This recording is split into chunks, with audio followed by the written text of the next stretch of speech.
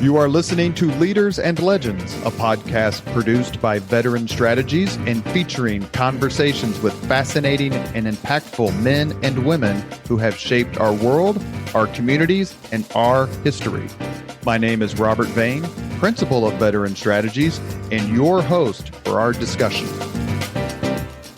You are listening to Leaders and Legends, a podcast presented by Veteran Strategies, an Indiana-based public relations enterprise, and sponsored by Garmon Construction, Leaders and Legends LLC, the Grand Hall and Conference Center at Historic Union Station, the McGinley's Golden Ace Inn, and NFP, a national insurance broker with strong local content.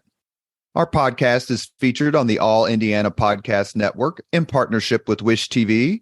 You may find Leaders and Legends at allindianapodcastnetwork.com.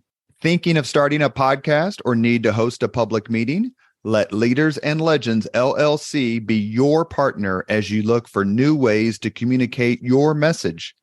Please contact Chris Spangle or me at leadersandlegends.net. And as always, all our podcast interviews are dedicated to the legacy and generosity of P.E. McAllister. Looking for ways to save on your energy bills? AES Indiana has you covered. From smart thermostats to home energy assessments, we offer simple solutions to keep your home comfortable and your costs down. AES can help you save money and energy with kits, tips, rebates, and more. Visit aesindiana.com/ways to save to learn more about how we can help you save money. AES Indiana, helping you discover real ways to save. Our featured guest today is Mike Chappell, who's been covering the Indianapolis Colts, covered them beginning in 1984. He's been in the news himself a little bit because the media room on 56th Street, where the Colts are, is now known as the Mike Chappell Media Room. I haven't done that many podcasts about the Colts and have been secretly trying to get Mr. Chappell. And how do you do things when you want to get someone important on the Leaders and Legends podcast? You call in the righty from the bullpen, Hall of Famer, previous guest, and the loveliest man I know, Bill Benner. Mike, Bill, thank you for coming on the podcast. My pleasure. I love it. Yeah, thanks for being here, even though you over-introduced me. The loveliest man? Come on. I mean, I'm Hall of Famer, yes, loveliest Hall man. of Famer, yeah. When you're not I've saying get off my lawn, Yeah, you are right. the loveliest man. That's right. I know. I say that a lot lately. So we're going to have a great discussion about the Colts, their history, journalism, Indianapolis, all the above. I'm very, very grateful to have Bill join, and I'm going to turn it over to him since they've been friends for more than 40 years. Take it. Well, you know, I had the honor of knowing Mike first from his work at the Anderson Herald Bulletin. And It was a bulletin at the time, but yes. Bulletin at the time, yeah. And so we knew of his quality work covering all things in Anderson back then. They had still had the wigwam. They still had the 3 high schools. So many stories. Yeah. And some legendary coaches during that time. But again, we were well aware of Mike's work. But the Indianapolis Star Sports Department in 1984 was expanding, and largely expanding because of we were covering more and more. And then, of course, the Indianapolis Colts arrived on the Mayflower from Baltimore. Literally. Yeah. I was actually in Seattle covering a Final Four when I got the phone call that the Colts were headed Indianapolis's way, and that was certainly a seismic moment in the sports initiative for the city, which has flourished in many, many ways and still continues. But again, Mike, we knew we were getting a quality guy when you came on board, and I don't recall, was it John Banch or who made the pitch, or Bob Collins? I don't know whether, I don't think it was Robin, because they really hadn't met you guys. Right. But it was a confluence of things in Anderson where it was time for me to move. And I was still there at the time in Anderson. And then as it turned out, that's where the Colts were going to train, at Anderson University, or Anderson College at the time. So I got the job, came on, and I was sort of the backup to John for so many years. And then early on, I was the backup guy, and then I did small colleges with DePaul, Wabash, and all that stuff. But it just worked out the time. Life's about timing, right place, right time, who you know. And so I went down there and I interviewed, and you fill out the questionnaire, and one of the questions was, you're supposed to identify things when you do the written thing, and it said SEC, and I thought Southeastern Conference. What they wanted was Securities and Exchange Commission, so it directed me to sports. But and then I come on, and I'm just one of the young guys with a core of really, really good writers with Bill and Robin, and we could have a complete hour and a half of talking about Robin Miller. Yep.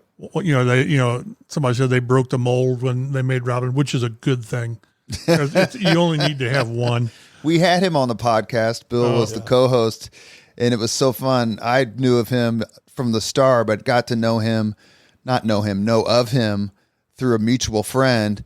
And I was like, what's it like hanging out with, Robin Miller? Because, just being an IU fan and have some racing stuff in the family. She said, it was Carol Glenn. Yeah. Carol goes, he will not allow you to buy lunch ever. That's right. True. That's right. And I said, like ever? And she goes, never.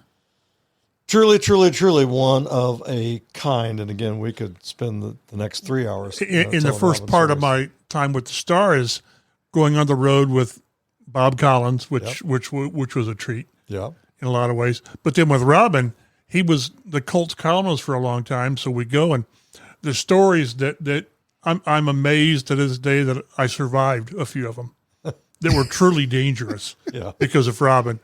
But the time at the Star was just so cool because of all the, with you and David and all the other, not celebrities, but personalities that we had. And when I see where things are today with newspapers and media, it's night and day what we did as opposed to what they do now. Well, and that's one of the things I want to talk about. And again, in my very biased point of view, I think it was the golden age of sports journalism, especially print sports journalism. We covered the entire state. We had 5 editions a night, and if somebody threw a no-hitter at the West Coast that ended at 12:55 Eastern time, and you're sitting there waiting for the box score. We'd get it in the paper the next morning. I Right. mean, it was every night was an adrenaline rush. Every game was an adrenaline rush, and it was a wonderful time to be involved in print journalism. And one of the things, Mike, that has so impressed me about your career has been your ability to evolve with the times. And they have changed greatly, especially with the onset of social media. That's a good thing and a bad thing. Yeah, yeah. And again, I've often said that even with tight deadlines, back in the day, you at least had, and I wrote opinion columns, you at least had 5 or 10 minutes to draw your opinion. Right. Now, if somebody screws up in the first quarter, you're ripping them. Right, immediate. Yeah, immediate. And that's the bad part of it. Again, back in the day, I mean, some guys in journalism now don't know what a deadline is. Right. We had deadlines where one of the most, the things that stick in my mind is when the Colts played Tampa Bay in 2003. Yes. The Tony Dungy game. Tony Dungy's birthday down there. Yeah. And they're down 35. It was a Monday night or a Sunday night game. And we had deadlines like, let's say midnight. You had to have your story by midnight, and the game goes overtime. They're down. Remember, they're down 35 to 14. Yeah. With 5 minutes to play. So your story is done. Well, this is how you celebrate Tony Dungy's birthday by getting embarrassed and all this, and they come back and tie it. So then you throw that story away, and then they win it in overtime. And luckily back then they pushed our deadlines, but I can still remember our great guy Tom Reitman saying, guys, if your story doesn't get in 5 minutes, it won't be in the paper. And nowadays, when you're sitting there writing for Fox 59 CBS, my deadline is what I want it to be. Yeah. You want it in soon, but there's no hard deadline. And back in the day, and now they've changed deadlines for the print. It's like 7 in the evening. Yep. I mean, serious? Oh, yeah. So, but it's totally different. And you mentioned the social media. It's just everything's immediate. And we didn't have that immediacy for the most of the time at the Star. You are widely known as the dean. I don't know who gave me that. Well, you are. Things just stick. I don't. Yeah. Okay. What's the difference between Dean Chappell and Dean Warmer? Ooh. There's maybe that's where it came from. Colts writer, but the dean of you've been here since the Mayflower. When they did the media room, I was just stunned because you just do what you do. I was there for that, by the way, and it was a wonderful. You look great in the picture. Yeah, all of you do. It's a normal day, Wednesday, and we normally get Shane Steichen at 11:30. We got a note, be there at 11.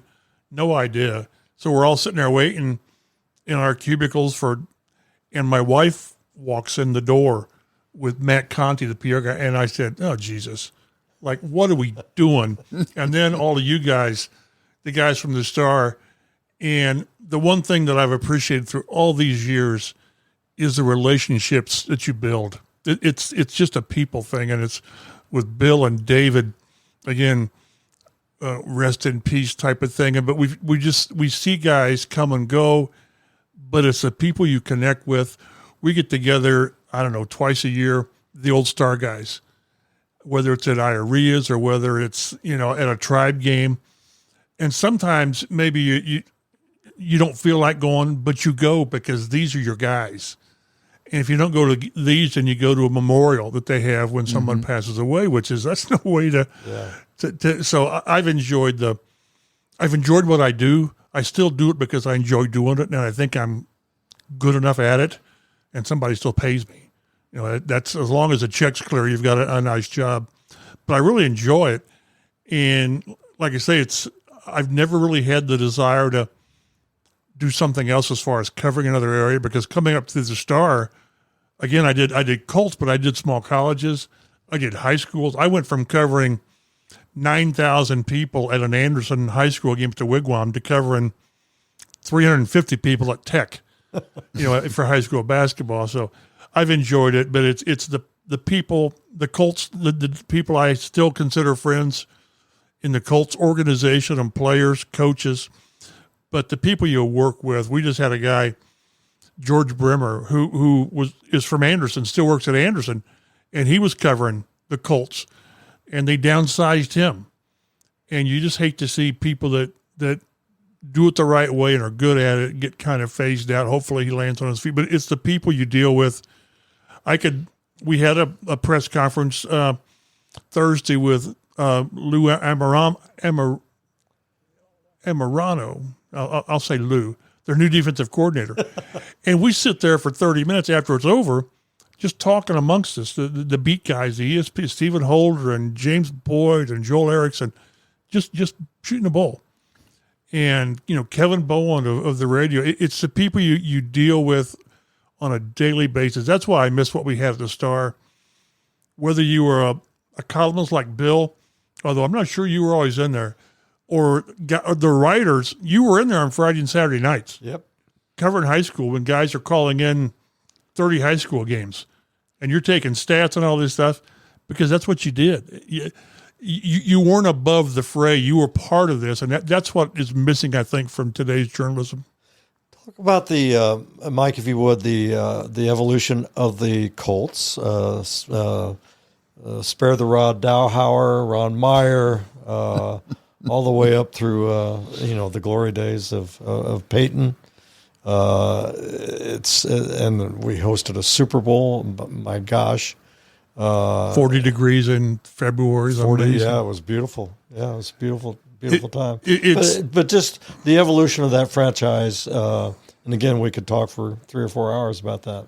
One thing I've wondered, and you may have a better view of this, is again they come here in '84, and for probably 5 or 6 years they were the pro team. No, you were just happy to be involved. You were one of 30-some teams.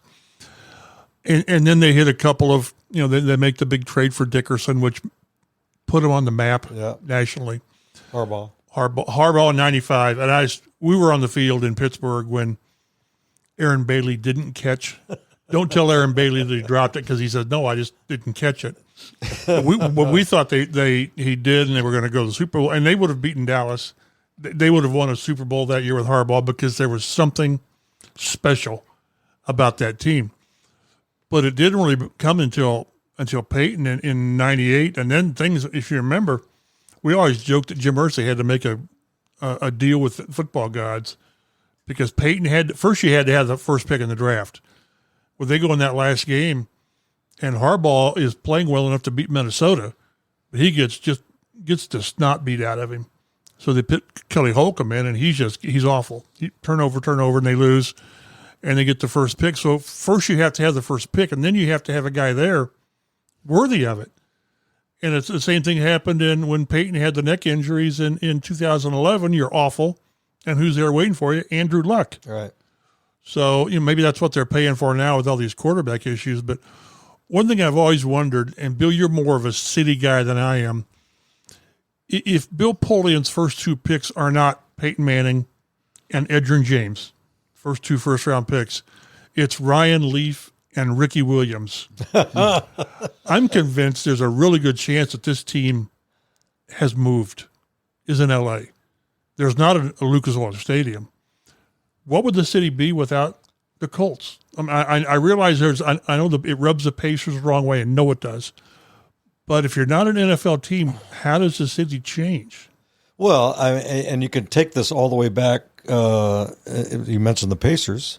You can take this all the way back to the drafting of Reggie Miller over Yes. Steve Alford. Very unpopular. And the evolution of the Pacers that led to the tearing down of Market Square Arena and the building of Conseco, now Gamebridge Fieldhouse. But Peyton, literally Lucas Oil Stadium, is the house that Peyton there's a statue in front of it. That's right. Not to mention the convention and tourism business. Well, that's what I'm saying. Yeah. The footprint that the team leaves or helps create, would it have been there without the Colts? I don't know. It wouldn't have been to this magnitude. Oh, well, no, I don't think there's any question about that. And again, as much as we love the history of the Pacers, and I was the Pacers beat writer all the way back to the opening of Market Square Arena in 1974. But as much as we love the Indiana Pacers and their impact and their entree into the world of big league professional sports, it was the Colts that really solidified that, and then again led to. Let me just back up. We also had to have a place for the Colts to play. So they built a stadium before you had any idea. Built a stadium without a team to play in it. Right. The first game was the Bears and the Bills. Right. But that's the vision that the city movers and shakers, the David Fricks and Jim Morris and Bill Hudnut, Bill Hudnut's impact on this city is immense. But the building of the Hoosier Dome, the attraction of the Indianapolis Colts, which led to the attraction of NCAA Final Fours and various NCAA events. And which, the convention center growing all along convention for that. center. We built a dome stadium that was attached to a convention center. Right. Hello. It was perfect and so incredibly visionary. You are listening to the Leaders and Legends podcast.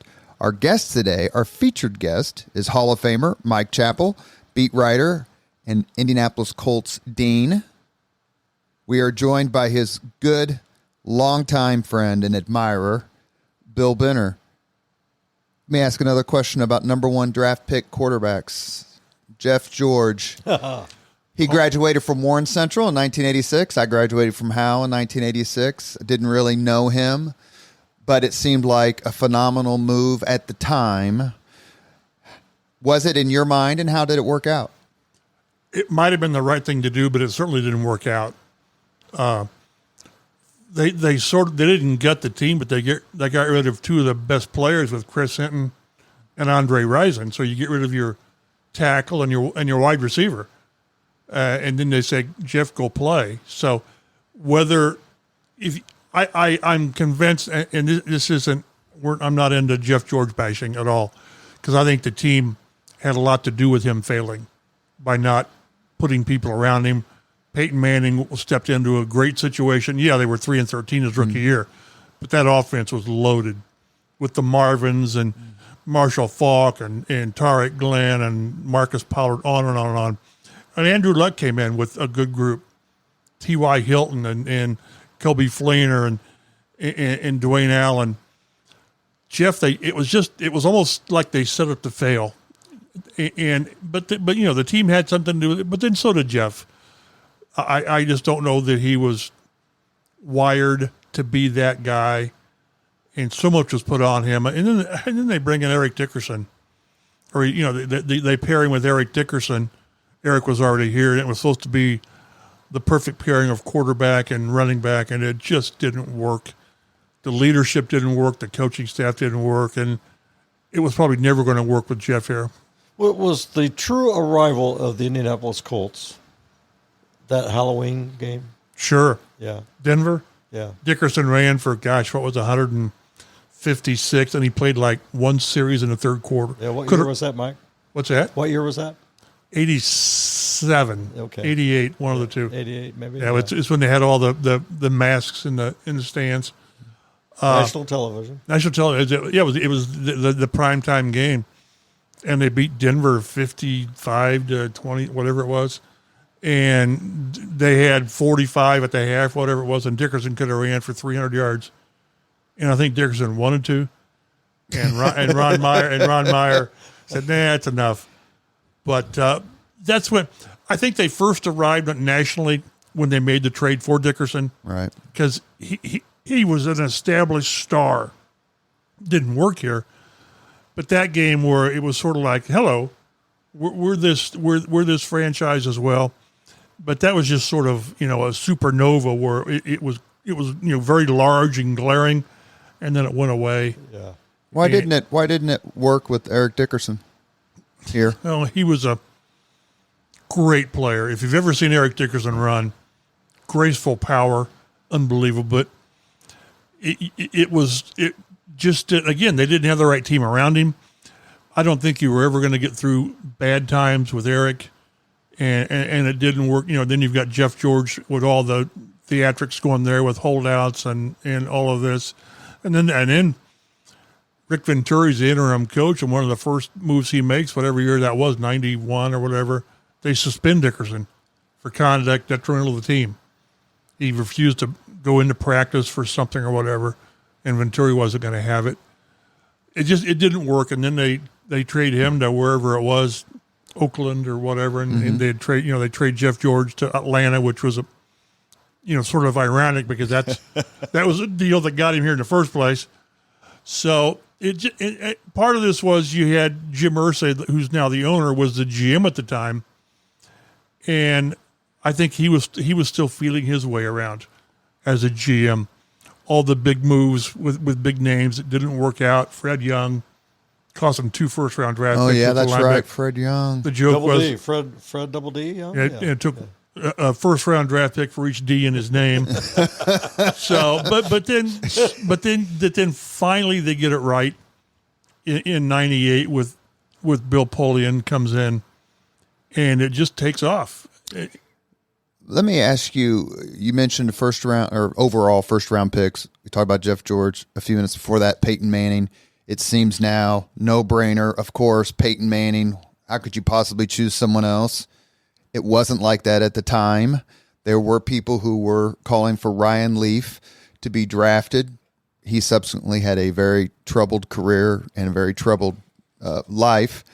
And I think it's one of the greatest things about Peyton Manning, that's a whole nother podcast, is the fact that he has gone out of his way to be so kind and befriending to Ryan Leaf.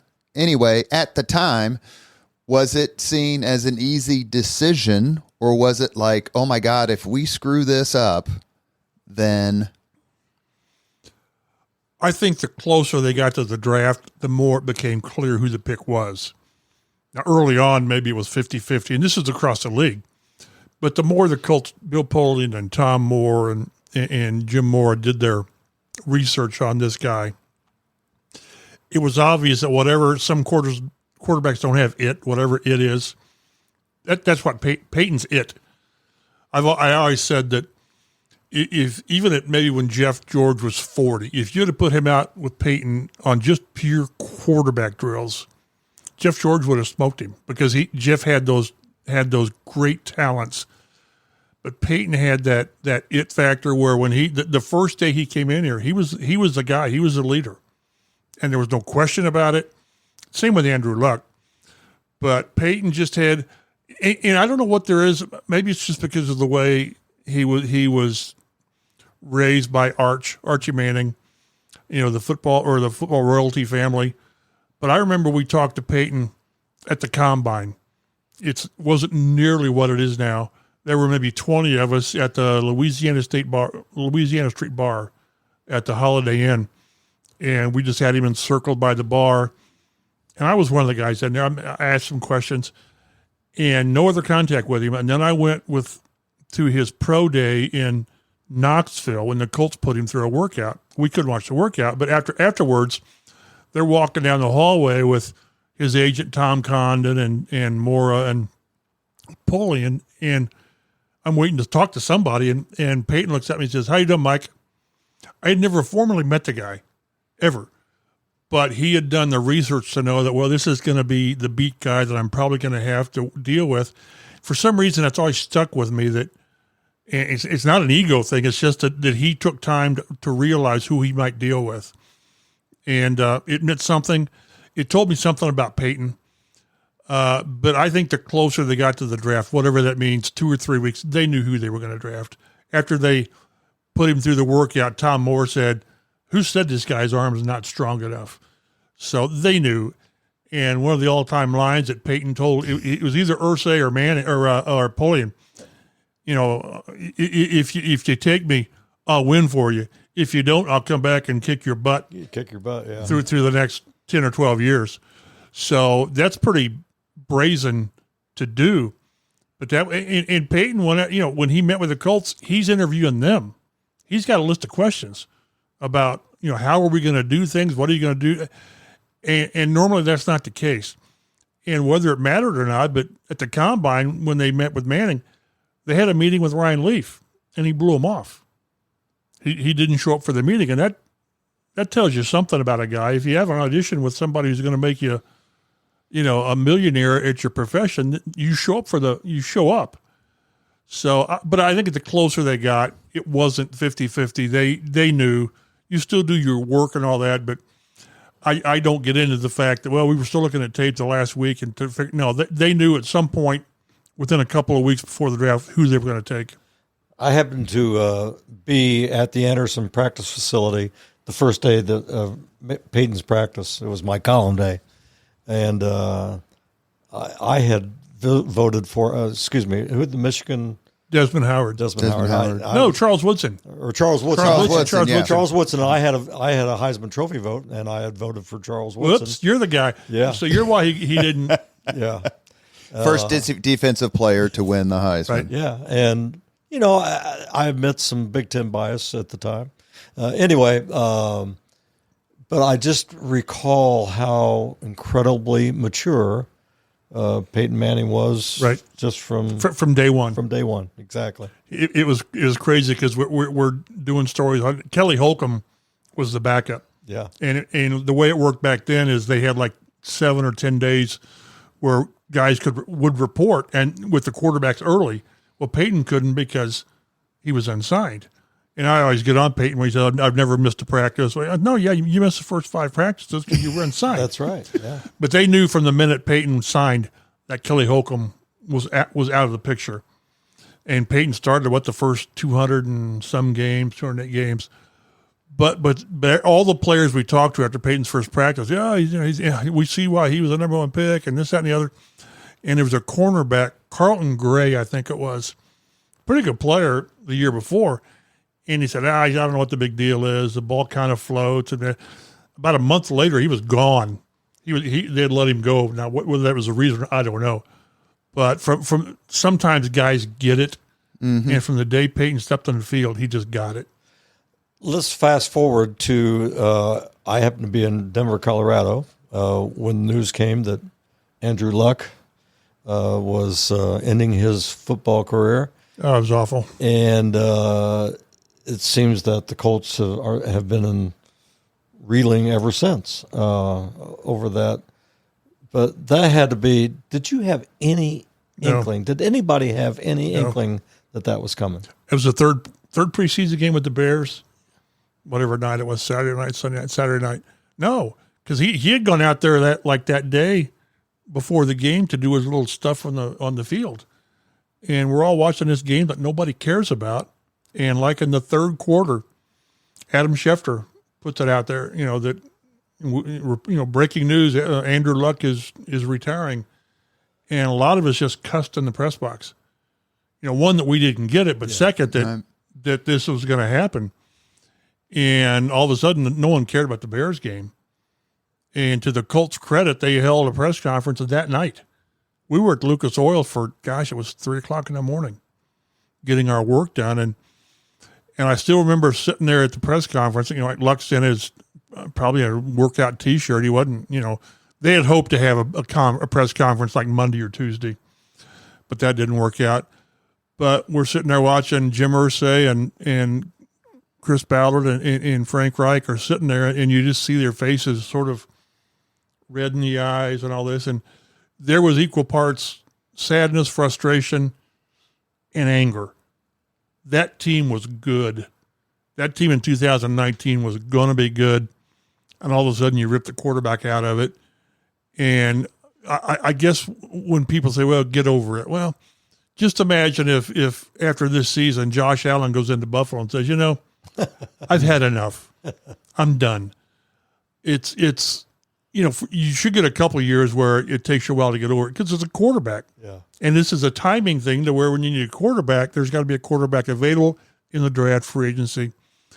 They've had a few chances. Was it 2020 when was that Josh Allen?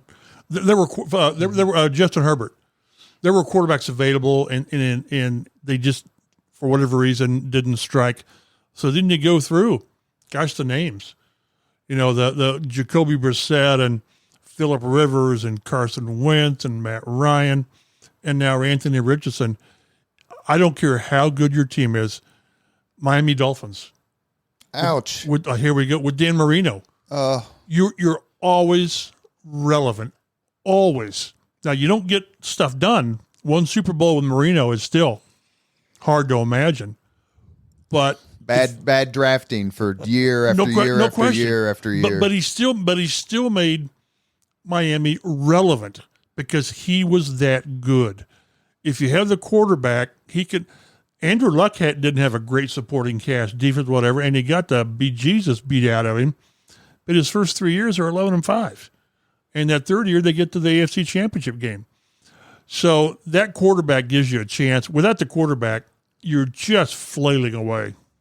You are listening to the Leaders and Legends podcast. Our guest is Hall of Famer Mike Chappell, Indianapolis Star. We are joined by his friend and Hall of Famer Bill Benner.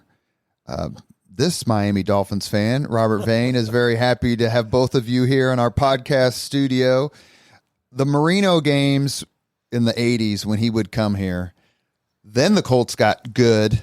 Peyton Manning's first start was against Dan Marino. That's exactly right. And they have several of these epic games. But the defining moment, let me say it differently, the defining rivalry, Tom Brady and the Patriots, Manning and the Colts. We're kind of jumping all the way around here, but there's so many great topics. Tom Brady's first start was against the Colts.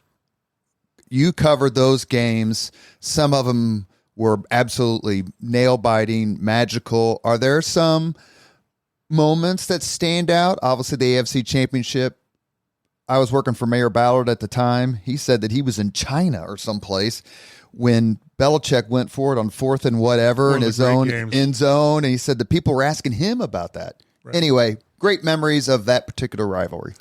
That's one where, again, timing. Had it not been for New England being that strong top to bottom with Belichick and Brady, how many would the Colts have gotten there a few more times? Probably. You look through the years, and there's always that one team that kept another team from getting in, whether it was Pittsburgh with Oakland not getting past that, or the Baltimore Colts can't get it past Oakland a few times. So that was really a great rivalry, and there's probably, if you sit and list them, there's probably 10 or 12 times, just moments.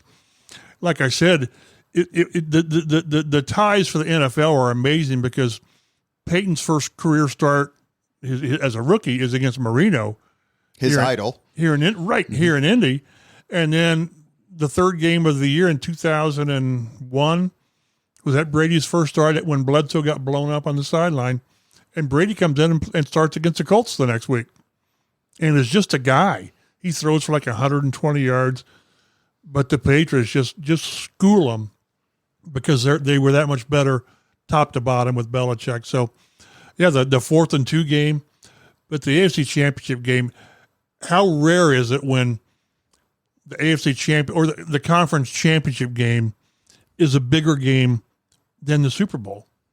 And it was. It just, they're sitting there 21-6 at halftime. And what's funny is they're just Saturday had given the team a speech during their Saturday night meetings, and it was kind of based on, this is our time. This is our time, doggone it.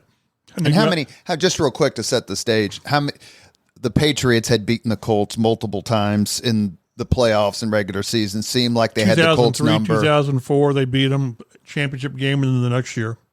Right. So it was, and they had won, whatever it was, 6 out of 8, whatever the number was, they had the upper hand. And it was just time for this team to get over the hump, but to do so, to kind of step over New England to get there. And it was funny because, again, down 21-6, they come back and they win it with Marlon Jackson, another great Indy guy who's still here, great guy. He has the interception that sort of seals it, but Tom Brady gets the ball back with, 50 seconds to play. And they showed Peyton on the sidelines on the bench, sort of hunched over. It looked like he was praying. And somebody asked him, they said, well, you were praying? He said, I think God's got more things to do than worry about us. He said, but I sort of did say, Lord, Tom's won a lot of these games. Maybe if we could win this one or whatever. But that's what it was. It was just, again, it was anticlimactic that you go to Miami to play Chicago. I remember Tony Dungy was joking that with the Bears and the Colts should have played in Fort Wayne just for location. But that's such a great memory, and it's sort of that whole time. It sort of set the standard for what a franchise needs to be. And right now the fan base is angry, and it should be.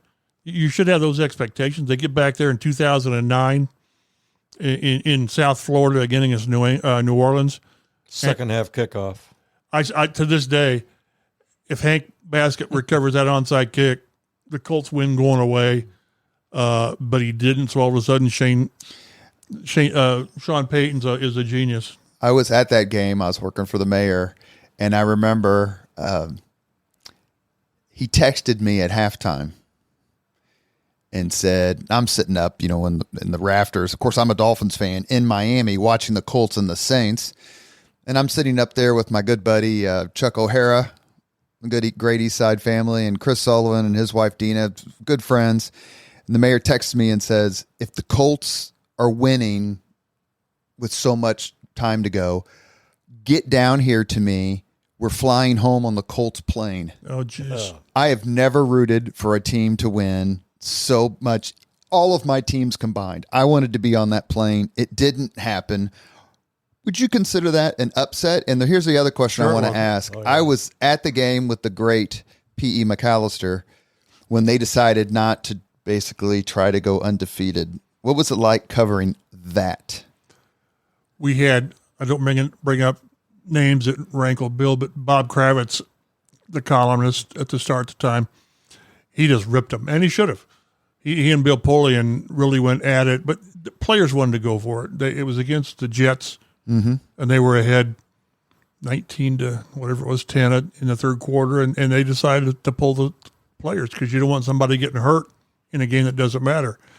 They put in Curtis Painter, I believe it was, and it went to hell real quick. Bill Benner, since we don't post the video, I'll just say for the audience, Bill Benner's in pain as we discuss this. But is that a lose-lose for the Colts? If you leave someone in there and they get their knee blown out, you're like, man, who cares? You got to have them there for the Super Bowl if you're 15-1. Well, Yeah. just this year with Philly and Saquon Barkley. Yep. Had a chance, a real good chance, to break Dickerson's all-time single-season record.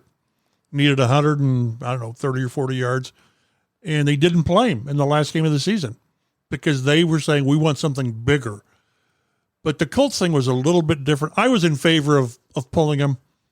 I would rather have my people healthy as opposed to having Dwight Freeney have an ankle because he got hurt like in the playoff game against the Jets or someone. Right.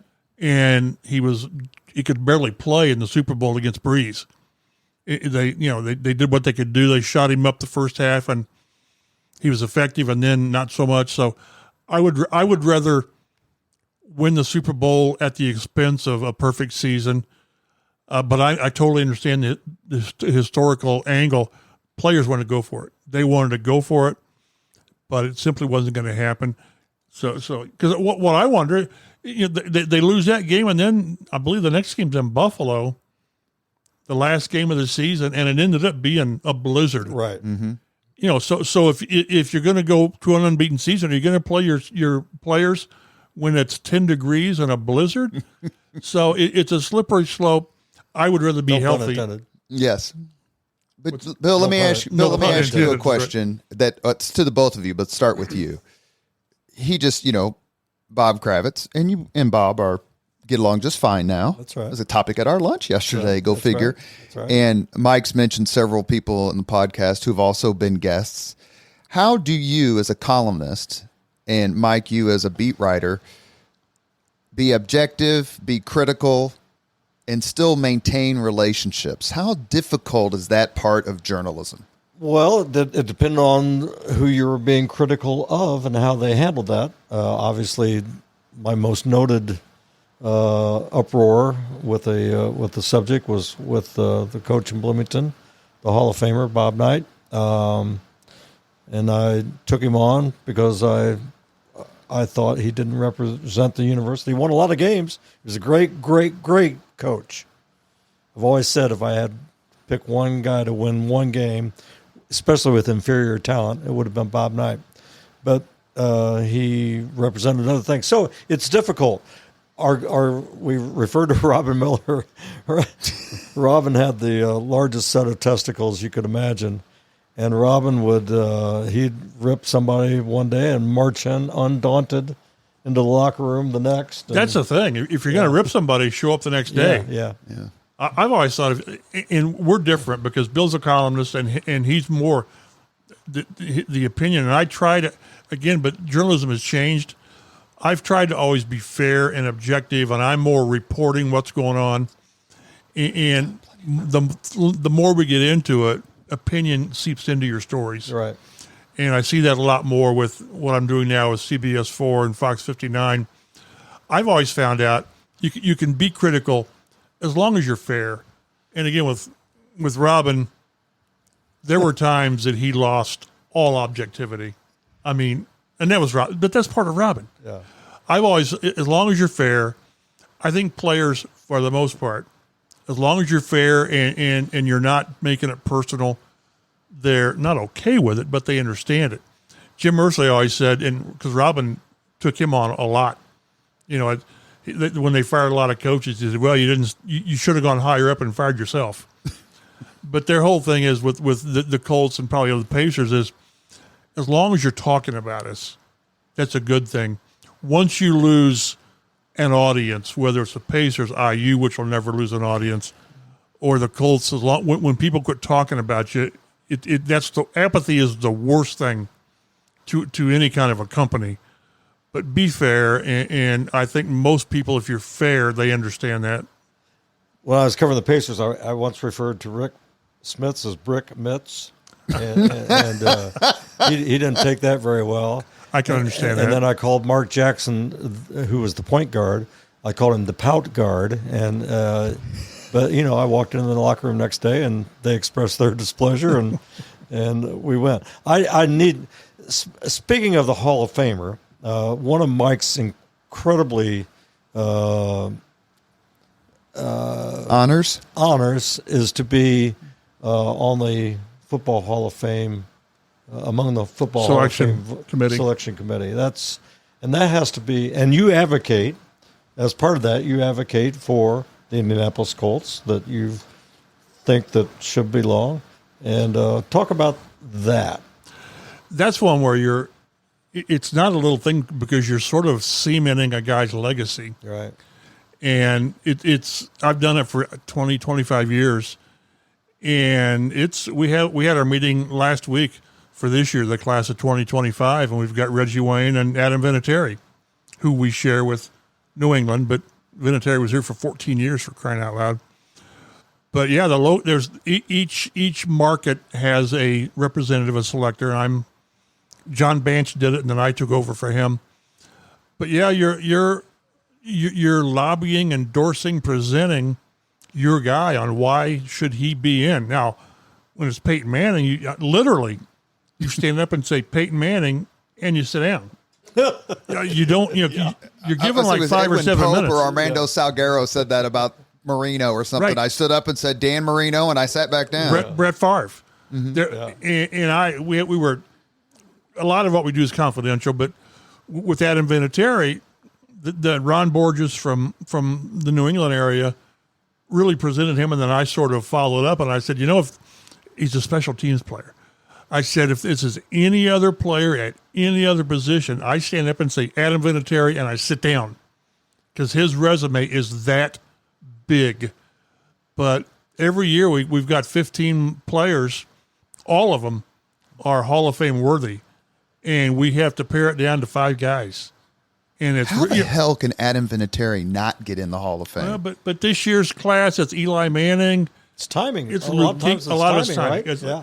Next, and with Reggie, if he doesn't make it this year, we've got Torrey Holt, great player. Next year, Larry Fitzgerald. Before long, Tom Brady, Drew Brees, Ben Roethlisberger, Frank Gore. So it's. But these are great players. They're all great players, and we have to decide on 5 of them. People always say, well, this guy should have got in. Instead, well, who do you want to take out? Well, I don't want to take anybody out. No, you get 5 guys.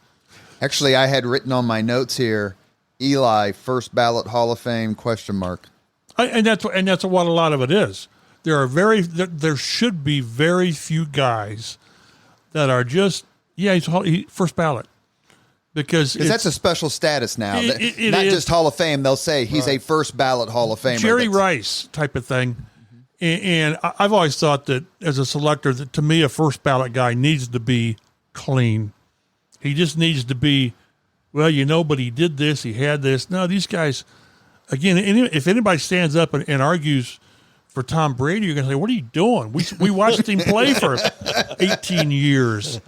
And with Peyton Manning, but a lot of them, though, with Edgerrin James, it took 6 or 7 years. And I always wondered, what are you guys not seeing that he did? And finally, Edgerrin got in. Mike, changing the subject, I have to ask you about, and I've had this question a lot, especially lately, over the last year and a half, the future of the Colts and the future of the Colts ownership and Jim Irsay. It's a great question. And that's one of those that it's not a little awkward. It's a lot awkward because I consider him a friend. I've known him since '84, and we've not hung out, but we've worked a lot together.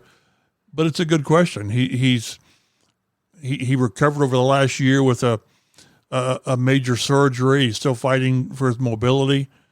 I've talked to him, and he's as bright as he's been. But at some point, will there be a transition to the daughters? And then I don't know what, and I've not looked into it. What are the financial ramifications of changing ownership of a billion dollar enterprise? So he's running the team. Chris Ballard has a lot to say, but this is Jim Irsay's team. Carly has a lot to do with it. Kalen, Casey. So it's a unique situation that at some point needs to be or will be crystallized in some form, whether he maintains ironclad ownership. It'll probably be a health issue, but I think his health is fine, other than trying to get his mobility back from the surgery. And we've had dealings with him at the Ring of Honor with Dwight Freeney, and he's in Canton for the Hall of Fame. And these 3 players have had him present them for the Hall of Fame, which is pretty amazing. That's a testament right Yeah. there. It is, because he's that kind. And I wish people would realize, and this is the friendship part. He's got his demons, but he's as genuine a person as you're ever going to find. And what he's done for the community, the city, people have seen only a small percentage of it.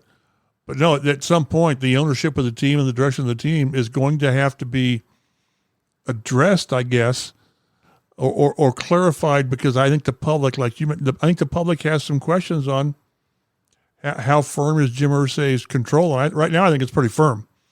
But in a couple of years, I don't know. May I give 2 quotes?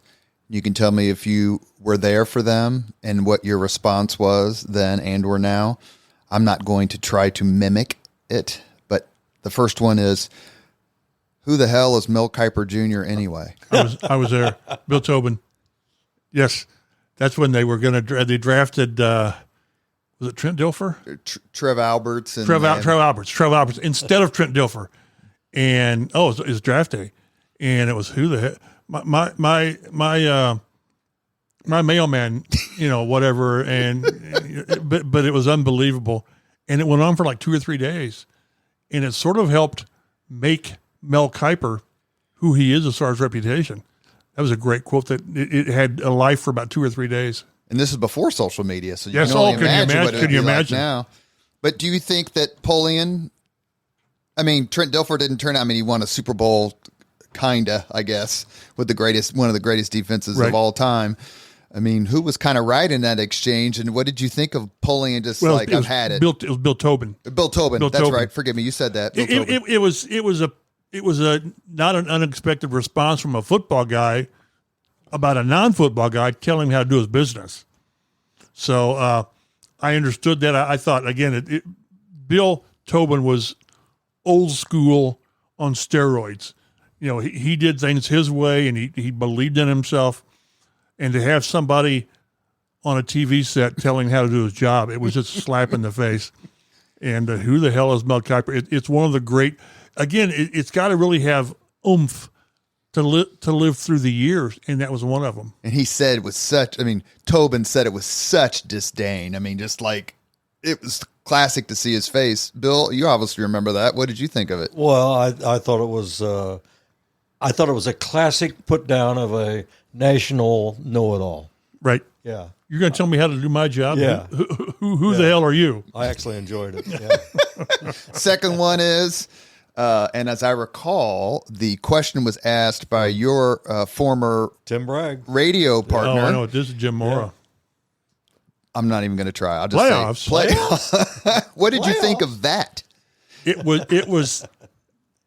People said it was another Mora meltdown. We didn't have a lot of those here in town. We really did, but that was Tim Bragg. That was after the San Francisco game. This is during when Peyton was having an interception issue. He had like 11 or 12 in a 3 or 4 game span, and they went out against Frisco, and Peyton threw 4 interceptions, and maybe 1 or 2 of them were pick sixes. At least one of them was, and Mora was. The backdrop is that people were getting on Vic Fangio's defense, just ripping the defense. And the way that Mora came in, the first thing he said was, don't blame that on the defense. Don't blame that on the defense. We need to quit throwing these interceptions and all this stuff. And then Tim Bragg said, what's this do to your playoff hopes or whatever? But Mora was fit. He was ready for it. Because he's as loyal as the day is long to his coaches, and it ended up leading to him being fired because he wouldn't fire Vic Fangio. but playoffs was such a great. And it's one of the, I saw the other. There's a commercial now. Jim Mora. It's a gambling site, isn't it? I believe so. Playoffs, Yeah, but that's where he had to play into that. He had to sort of, but it was just when things like that happen and they stick with you. But I really enjoyed Jim Mora. I really did. And it's just, it didn't, when it went bad because he and Polian were it's one of those where they passed in the hallway, and if they said anything, it was a cuss word, but that it's just through the years. And it's funny how, like, Edgerrin James remains one of my all-time favorites. I love Edgerrin James. And we had a list of like 10 Edgerrinisms. I mean, the Benihana, when they were going to go to Tokyo to play preseason, the closest I'm going to get to Japan or Tokyo is Benihana's, But and he was working out in Florida to rehab a knee or just to work out in Florida instead of being here for voluntary workouts. And he said, I only went to school for 2 years, but I know what the word voluntary means. So that's through the years you get these things. And, Peyton Manning going after his liquored up kicker. Yeah. Yeah. So there were just all of these things that when you mention one, it leads to another, which leads to another. That's the personalities and relationships you come up with. Well, this is why you guys are so good. This is why you're Hall of Famers. This leads me to my next question. And then Bill, I want you to take over till the end, and then you can ask him the 5 questions. The Bettis fumble, the Roethlisberger tackle, Nick Harper, the Vanderjagt miss. Is that perhaps, and I don't want to put words in your mouth, the most palpably exciting, oh my God, I can't believe this moment of your journalism career covering the Colts? Negatively, yes. That was their best team. 05 was their best team. It just was. And they get the bye and they come out flat, and Pittsburgh, gets on top of them. But yeah, they're going in for the icing touchdown. And I think Gary Brackett put his helmet on the ball, and Nick Harper scoops it up and zagged when he should have zigged or whatever. And then Vanderjagt misses that, I don't know how long it was, 40-some yard field goal. And all you see on the sidelines, Peyton said, you could see his mouth. Mm-hmm. He missed it. Mm-hmm. And he missed it from like here to Terre Haute. I mean, it wasn't close. Yeah. So that's the one, because they were home. And then if you win that one, you're in the conference finals at home. And then you go to Detroit, which is, 3 or 4 hours up the road. That was the biggest. But what people forget about that season is that was the season where Tony Dungy lost his son. I'm trying to think if he was down. I don't know if he was in Tampa. I think he was in Tampa or whatever. And it took something major out of that team. It really did. When your head coach that is like a father figure to you and he loses his son, it was a gut punch that the team never completely got over. And again, that's the timing of the tragic timing of it. But that was their best team. And to see Vanderjagt miss that one, now all that would have done was tie it. It was 21-18, I think it was. But those are the highs and the lows. And when people say, well, Peyton, all the stuff he did here, they won one time. How many franchises would trade going to the Super Bowl twice, winning one for a bunch of dry years? But that's probably the loss that sticks out. There was, losing in San Diego one year in the playoffs because of their punter was all world. That's the one that really sticks. I think that's hard to get past. The loss to the Steelers, the saddest locker room you've been in. Yes, because of everything. Expectation, and again, expectations should be high. That was a great team. It was a great team. And you just got behind Pittsburgh, and they were pretty good. But, the best thing, I mean, can you imagine how history might have been rewritten if Harper returns that for a touchdown? And all he had to do was sort of evade the quarterback, and there was another guy, a tight end coming up, but And that was, as it so happened, Nick Harper, a couple of nights before, Friday or Saturday night, had gotten into a domestic with his wife. And Right. she stabbed him in the leg. Oh. So he wasn't exactly 100%, but that loss probably is the most gut-wrenching as far as where you were and what might have occurred had you won. You were sad, you were happy, you were sad, then you were sad. Right. And it just never seemed to be something a lot of Colts fans got over. Until you win the next year. Until you win, yeah. And until you win, everything else is secondary. You know, whether you're changing coaches, whether you're changing coordinators, whether you're doing this and the other, all that matters is winning. Winning covers up so many deficiencies, and like I said, if you've got that quarterback Manning and Luck and Marino and Josh Allen, Lamar Jackson, those guys cover things up. Bill, take us home. What are the 5 questions? Well, you don't have to start the 5 questions yet. Oh, okay. Ask him, since I said I was going to ask any more questions, ask him who's his favorite defensive player or the best one, because we know Manning's offense. We're just going to assume that. Who's your favorite defensive player? Bob Sanders. Oh, yeah. I had a 21 Virgie.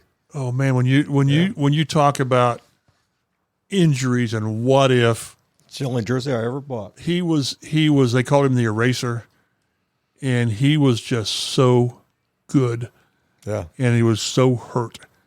Whether he was too strong for his body, but he would walk through the locker room. You know, we're in the locker room for our 45 minutes every day. And he walks through there, and I stopped him one time. I said, "Bob, why are you wearing shoulder pads in the locker?" And he's not. He's just built. And I ran into, he's such a quiet, to himself guy that I've tried to get him for a story for the last 3 or 4 years. And I ran into him when Colts guys get in the Hall of Fame. Jim Irsay does a nice party in Canton. And for Dwight Freeney this past year, he had it. And Bob Sanders was there. And I'm sitting talking to somebody else, and Bob says, "So you're not going to say hi?" I said, "Well, I was kind of leaving you alone."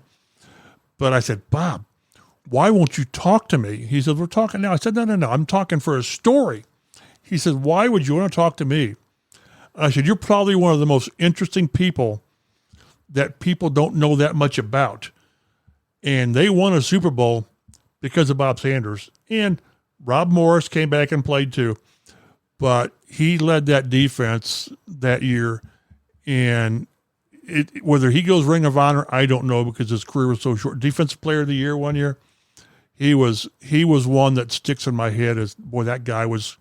If you want to go in a bar fight or a dark alley, take Bob with you. The here and now with the Indianapolis Colts. I mean, I don't know. Yeah. They chose to stick with Chris Ballard after 8 years of 2 playoffs and 1 playoff win. You know, 9-8 last year, almost made it. 8-9 this year. They were in it until they, as one player said, soiled their bed against the Giants. Shane Steichen's back. They changed the coordinator. All of that won't matter a bit unless Anthony Richardson is the right guy. Yeah. And after going into his 3rd year, we don't know. And that's not a good thing. You need to know after 3 years, after 2 years. But he's missed half the games with injuries, 17 of 34. And almost more concerning to me is he was benched 2 games because he didn't have the proper commitment to the job.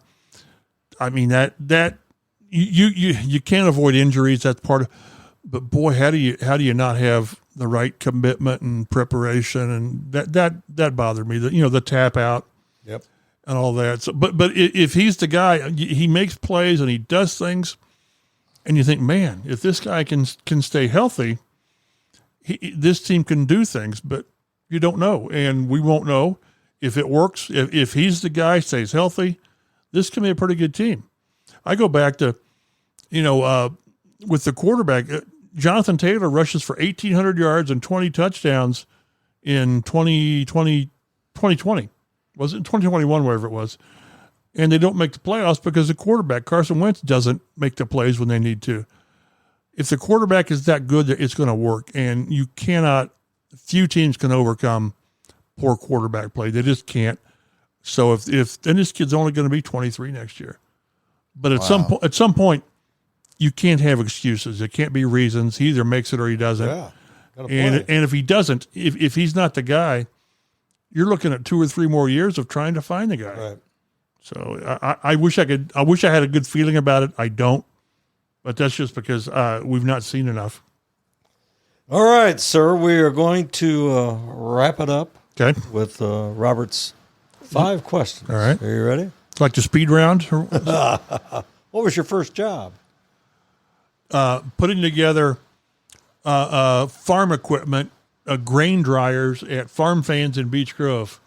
That was a bitch. I mean, you come home and you got these cuts on you from the sheet metal. It was awful. At the big giant elevators there at Sherman and Raymond? Well, it's off of 465 by Beech Grove. It's turned in now. It's a big RV boat place. So they got rid of those damn things. They were vicious. Your first concert? Either Three Dog Night. At Ball State? No, at the fairgrounds. Okay. Or Neil Diamond at the fairgrounds. I'm thinking Three Dog Night. Okay. If you could suggest any book for someone to read, what book might that be? I'm a Stephen King fan. Yeah. So The Stand, probably my favorite is The Stand or Salem's Lot. But I won't make this too long. But when at the Star they used to put these little things to publicize the writers, get to know. Yeah. And they had mine. It said favorite movies, and it was Animal House and Caddyshack. My wife, I said, you put those down on your bio that's your favorite. I said, that's who I am. Okay, if you could witness any event in history, be there in person as it happens. Wow. Which event would that be? Wow. I'm not sure I can give you on top of my head. It could be sports or anything else. I've never been to an Olympics. That's not on my bucket list. I make a blank on that. When I'm driving home from this, I'll think, God, why didn't you say? Well, I'll give you a hint. I asked Governor Holcomb this question. You could witness any sporting event. He said the Thrilla in Manila. Then he asked me what would I have wanted to witness, and I said USA 4, USSR 3. Ooh. Miracle on Ice. Miling over Muncie Central. There you go. Huh? I'd like that because I've been to Plump's last shot and talked to Bobby Plump, and that's whenever they make a movie that's a hit, not loosely, but based on what you did. I like that. Yeah. All right. If you could have dinner with anyone living today, this is the last question. Anyone living today, 2 hours off the record, just to talk. Whom might that be? You should have given me a heads up on this. Oh, we like the thought process. Wow. Politically, I'd love to sit and have dinner with Obama. Yeah. I just think I think he's the most popular choice. Is he? I just think that, and he's a sports guy too. So you'd spend a little bit of time talking politics, and then you'd start talking basketball. And I couldn't play hoops with him, but sports wise, wow. And I've met so many guys. I've got a picture of me and Pete Rose together, which is great. Also got one of O.J. Simpson. I'll kind of leave that in the drawer. Wow. John Wooden? No. God, that's awful. Bob Knight? That'd be a one way. Oh, you say living or living today? That'd be okay. Living today. Oh, living today.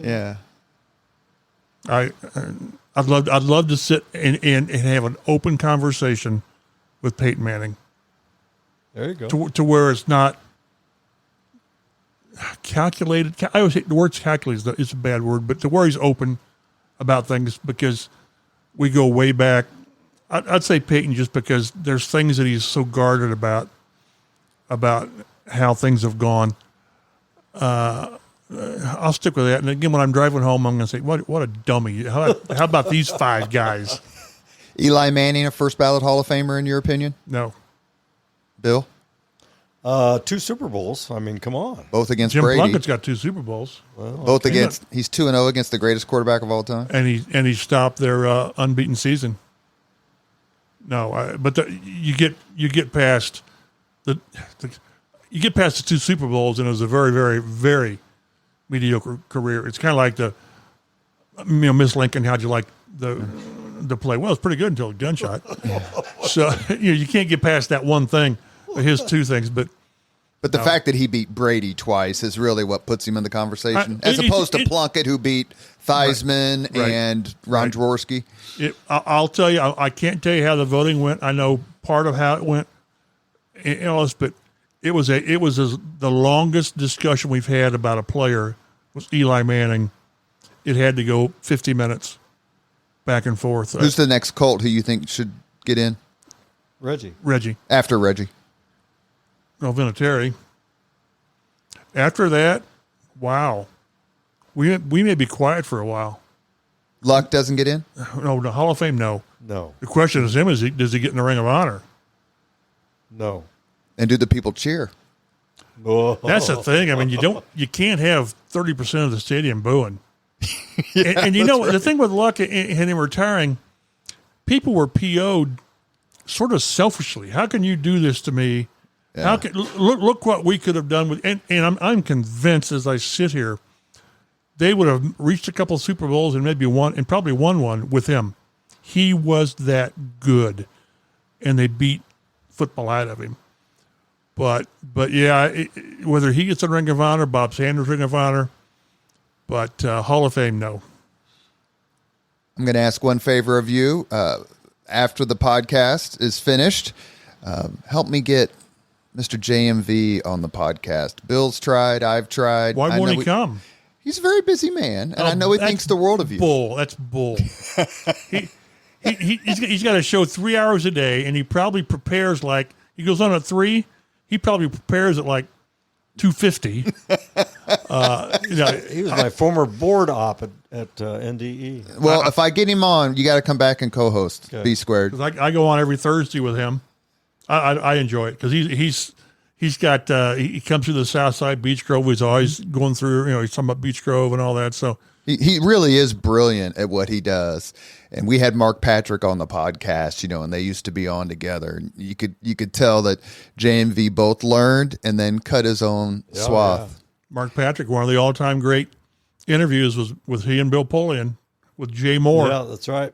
32 minutes of golden, and I've got it on a disc, and it says "Do not erase disc." It's great stuff. You sir, are a madman. It's great quotes.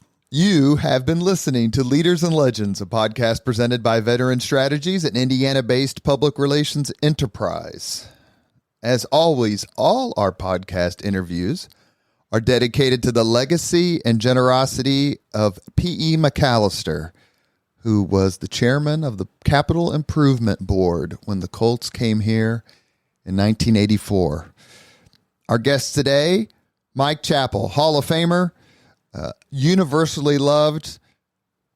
Respected. Keep going, Bill. That's enough. That's enough. Don't pile diligent. Just a guy. Grinder. Who personified sports journalism and who has evolved through the changing world of Sports Illustrated in a very high, respected manner. And you just heard the voice of our co-host for today, Hall of Famer Bill Benner. Bill, thank you for coming down here for thanks. it. I had never met you before, Mr. Chappell. I enjoyed it. Thank you so much. I hope you had fun. Edit out all the bad stuff. Make it sound like we're semi-intelligent. Thank you very much for listening to Leaders and Legends, brought to you by Veteran Strategies Incorporated. If you want to contact us about this program or our menu of public relations services, please send us an email at robert@veteranstrategies.com. That's robert@veteranstrategies.com.